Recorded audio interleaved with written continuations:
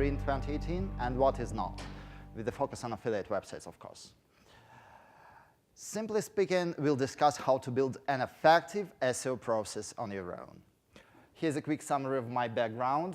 My name is Aleh, and like 15 years ago, I started a software company which has now two quite successful products in this digital marketing sphere. And they are SEO PowerSuite, which is an SEO toolkit, and Averio, which is a social media monitoring app. OK, so let's start with our SEO process. To organize it properly, we'll need to go through several stages, and here they are. First, we'll take a look at how Google algorithm actually works. Next, we'll find out what already works in search in your particular niche. And finally, we'll focus on the three major SEO trends for 2018, and we'll learn how to make your sites a fit for them. OK, so let's start from the very, very beginning. Let's assume we decided to create a great modern SEO process for our website. And if we actually search for what to start with, here's what we get. Mobile-first indexing, semantic search, position zero, featured snippets, accelerated mobile pages, voice search, rank brain, featured snippets, I don't know, personalized results. Doesn't help much, does it? We might get an impression that SEO these days is a set of disconnected, unrelated, and sometimes even conflicting concepts. But it's not. All these are parts of one Google algorithm. Let me explain. Google, just like any other search engine, like Microsoft Bing, like Yahoo, Yandex, Baidu, they are all algorithms.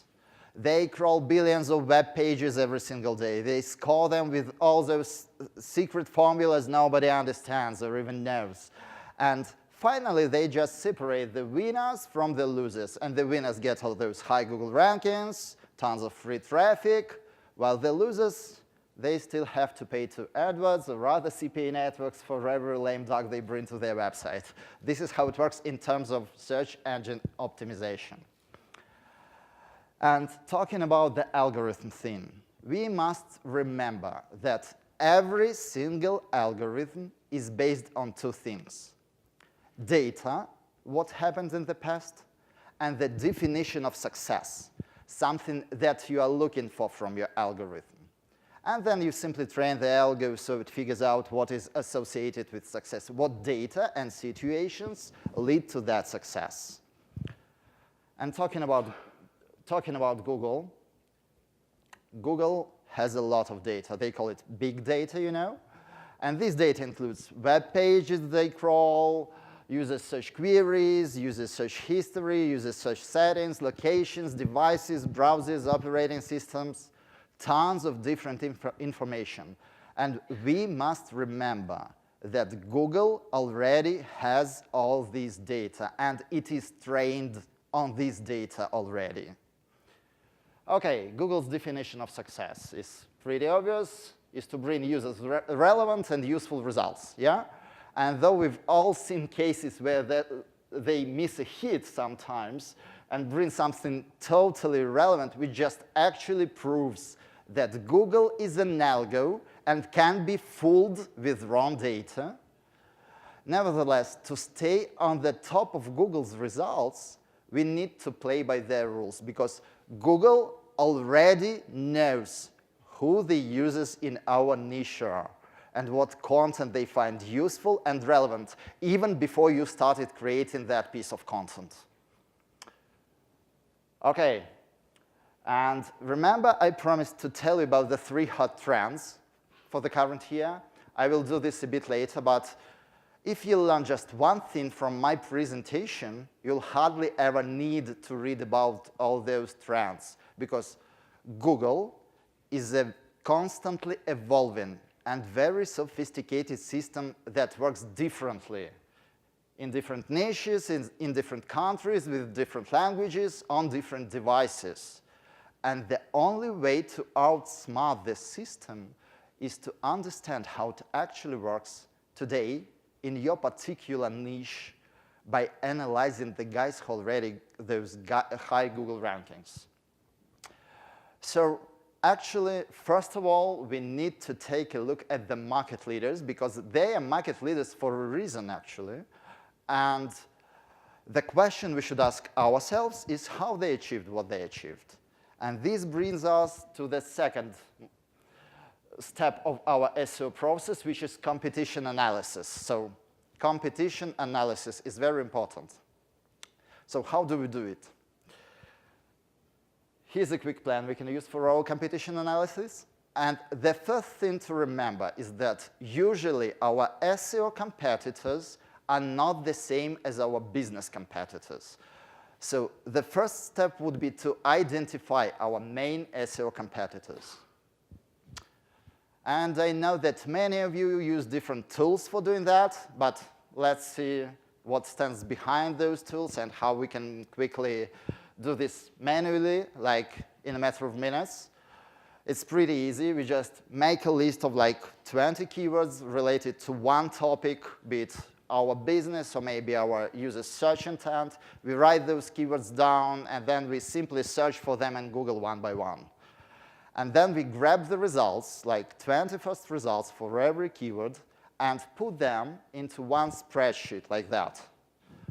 And we will notice that those results overlap. I mean, the same domain comes up for more than just one keyword. And our goal would be to make a list of like 15 or maybe 20 of those domains we see most often in this spreadsheet. And those will be our main SEO competitors. So not that hard. OK, the next step would be to identify our competitors' domain level strengths and weaknesses to see if we can really compete with them.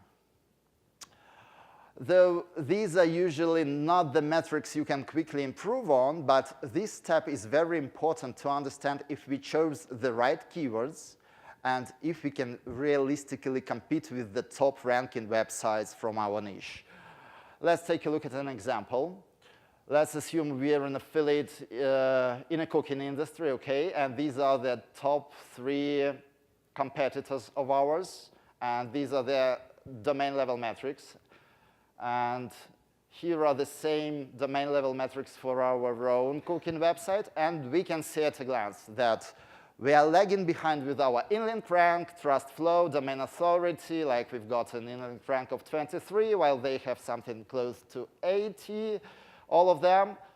And we are also behind them with the number of linking domains. We are younger than them. So when we see we are clearly behind our competitors, it might be a good sign to go back to step number 1 and redo the process for less competitive, long-tailish keywords. And on the other hand, when we are close to our competitors, it's a good sign we are on the right track. And further optimization might bring the desired result, OK? So the next step would be to learn what's happening on their pages, to learn their on-page tactics. Here's a pretty full list, which includes both the technical and the content aspects. And while each one of these is important, today I would like to talk about page speed just as an example. OK? You know, page speed has a huge impact on both user experience and rankings. Both Google and users expect your web pages to load in 2 seconds or less. And you can outrank your competitors, especially big brands, by simply providing a faster experience. You know that big brands tend to have all those tons of unoptimized images on their websites, all those excessive scripts for tracking, advertising, all that stuff. So this is your real-life opportunity, just one of them, but this is real. Let's take a look at a real-life example from the glasses niche. This is a real-life example, and we can see that 2 affiliates, like this one and this, they surpass the original brand with their page load time and mobile page speed score. They're still behind the original brand with the rest of their domain level metrics, actually. So they surpassed with just those 2 metrics, like speed metrics and we see that one of those affiliates already ranks higher than the original brand. So once again, this is a real-life example. So this is a real-life opportunity, just one factor, and it already drives someone to the top of Google. And in a similar manner, we shall go through each one of those factors one by one. I know it might take some time, but nevertheless, we shall go through each one of those factors one by one and find more opportunities for us to rank higher, just like with page speed. Okay? So now we are moving from on-page optimization to off-page optimization, and backlinks are definitely still the most important factor in all the SEO. And naturally, the more backlinks you have, the higher you rank in Google. Pretty obvious. And let's take a look at one more example. Let's assume we're an affiliate in traveling, and we've got, this is our site, who has like 2,000 backlinks. And this actually makes us pretty close to our competitor number 3 with a bit more than 3,000 backlinks. And we realized that we need just 1K backlinks to bridge that gap, right? And what shall we do in real life? This is just an example, but this is what we shall do. We just sit down and start remembering all those link building techniques one by one. And well, at some point, we just remember that one well-written article might bring us hundreds of backlinks. So we decide to concentrate on creating quality content and start a blog or something like that. Once again, this is just an example, but this is how your decisions shall be made in real life. You make some analysis first, and then you make some strategic decisions. Not vice versa. Okay, and the final step for our competition analysis would be to learn what our competitors are doing in social media. Why? Because firstly, this can help us with our SEO in terms of faster indexing, in terms of gaining some additional backlinks. And secondly, I would like you to remember that this competition research approach works equally well for every single marketing channel. For every single marketing channel there is. So once again, you will see that in some niches, people are obsessed with posting visuals, images into Instagram or Pinterest, while in some other niches, they all spend millions on Facebook ads. So totally different approaches. But just like with search engine optimization, when you know their tactics, then you can understand if similar tactics match your business strategy as well. Okay, now we are through with 2 steps of our SEO process. We know how Google algorithm works. We know how to figure out what works for Google in our particular niche. And the last thing would be to learn what's trendy. This is important because this might help us to understand if there are any other opportunities our competitors haven't implemented yet. Okay, so let's take a look at the 3 most important SEO trends for 2018. And in my opinion, these are mobile-first indexing, semantic search, and position zero. Okay, let's start with the very first one. This can happen any time from now. Google has already announced that they are switching to mobile-first indexing in the first half of 2018. This means that when deciding on ranking websites, Google will primarily use your mobile version. This doesn't mean that your website will totally drop out of Google's index. If it has no mobile version, Google will still fall back on your desktop version. But chances are that your user experience and rankings will suffer. So the best advice I can give for 2018 is please make a responsive website. And there's no excuse to avoid doing that in 2018, you know? So if you don't have a responsive website, if you don't have a mobile version of your website, do it right away, please. OK, the next trend would be semantic search. Semantic search is actually all about bringing meaningful results based on users' intent, users' search location, users' search history, some other parameters. And this is what it means in practice. Let's assume we are looking for some pretty generic keyword like conference agenda, some conference, we don't know. But at the same time, Google remembers that we were searching for affiliate summit like 2 months ago when we were at home and buying tickets for this event. And now we are in Las Vegas. And Google knows that affiliate summit is a conference, and it is in Las Vegas, and it is happening today. So chances are that you will see Affiliate Summit West 2018 agenda as the very first result for this really generic keyword conference agenda. So this is all due to semantic search. And to win in the world of semantic search, we need 2 things, basically. We need to understand users' intent and have quality and crawlable content to match this intent. Sounds pretty easy. And this is what it means in practice. Let's assume we are in the nutrition industry and writing an article about, say, the paleo diet. And we target users who are looking for some specific information on meal plans, I don't know, associated weight loss, all that stuff.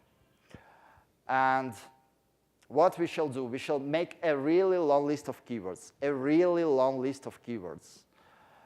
and put them into one comprehensive article covering all the aspects of the paleo diet. And chances are that Google will start thinking of our article as a one destination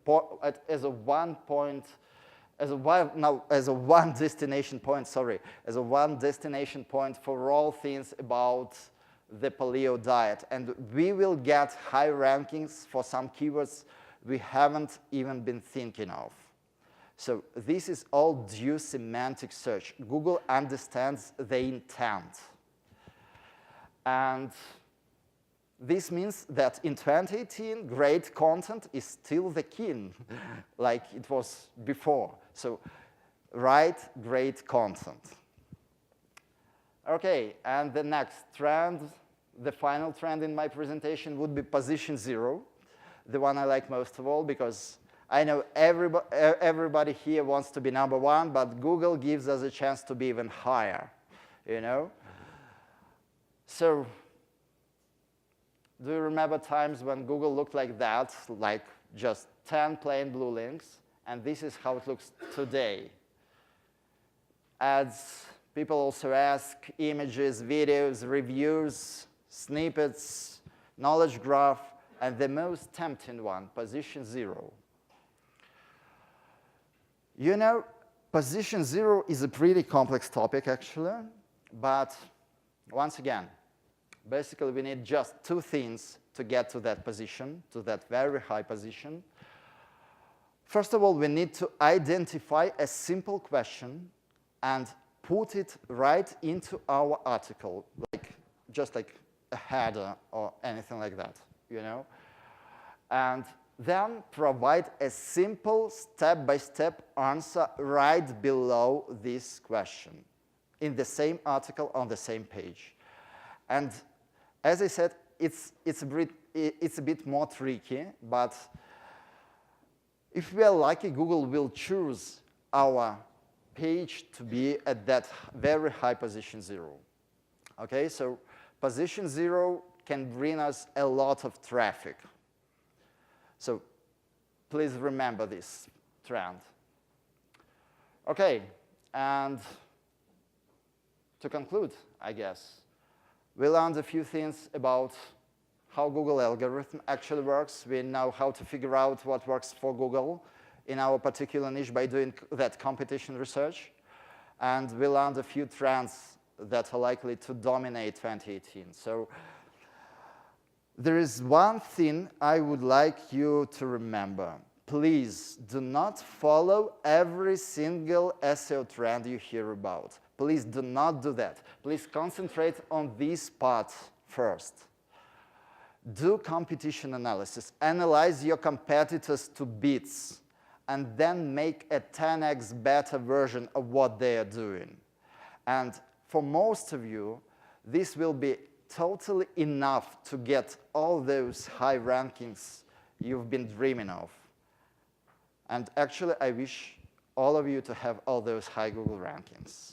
So I think I'm done. That's it. Thank you for your attention. Thank you.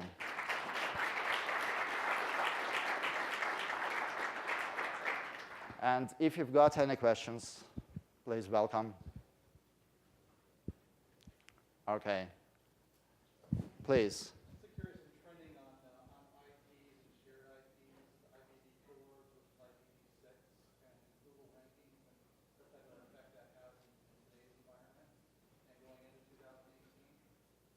Well, actually, as I said,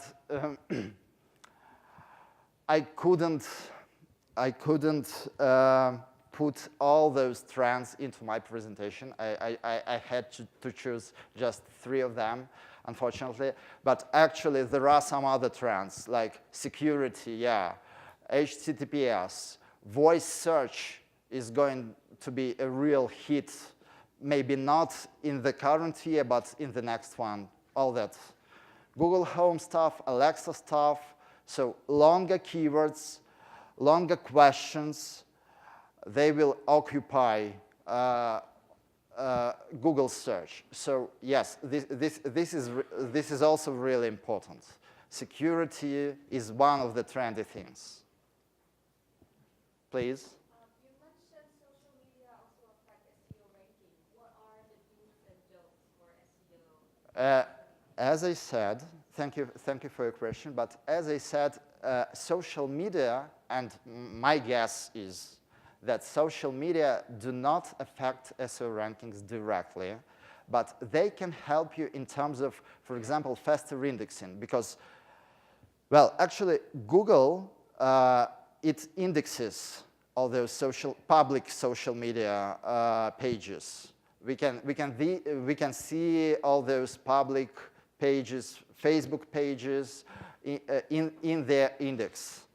So in terms of indexing, this can be really helpful. You just put a link to your article, to a newly created article, and Google crawls Facebook and see that link, and it starts following that link. So it includes your newly created article into its index very quickly. So indexing and maybe some indirect links. This is what I mean. But in my opinion, social media do not affect Google rankings directly. This is what I meant. OK, one more question, please. When you said security, you talked about your site just supporting HTTPS, or is there more to it than that? Well, actually, all of the aspects. The question was about security once again.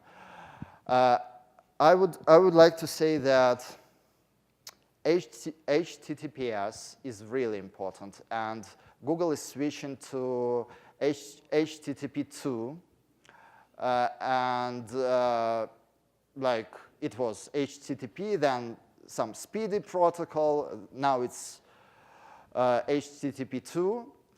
And mainly, I would say that this is the most important part when it comes to security, basically because every single site needs to go to that SSL connections, to that secure connections. And of course, there are some other aspects in terms of security, like malware or all that stuff. If you've got Unfortunately, if your website somehow gets infected with malware or with some, I don't know, worms, then I think you've all seen that. Google will show that note, this site contains malware. I'm not going to show it to you, okay, in my results. I'll cut it off. So all terms of security, all aspects of security are important, I guess. Any more questions? Please. So in regards to position 0, how important is it to have that content like on your first index page? Can that be anywhere on your site, or does that need to be like directly on your homepage? Well, actually, I said it's pretty more complex that I can cover in my presentation.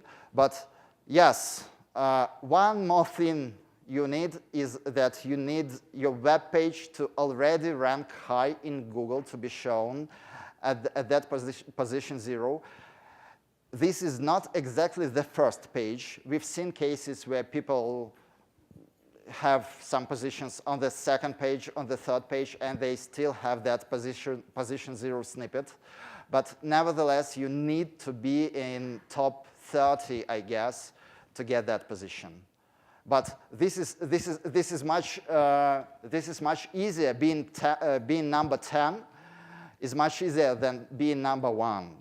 You know, so a big difference. And that position 0 gives us, well, like, let me see once again, like 10% of clicks. So this can make a really big difference. Yes, please. To identify position 0 questions, should it just be keyword research or is it another tool? Sorry, I cannot hear. Position 0 question identified, should we use keyword research or is it another tool to find the questions that are most often asked? I simply cannot hear. Can you speak louder a bit? Or maybe use a mic. The question at position 0, how do we find keyword research or do we go to a different tool to find the most used questions? Are there tools to find questions for people? I see.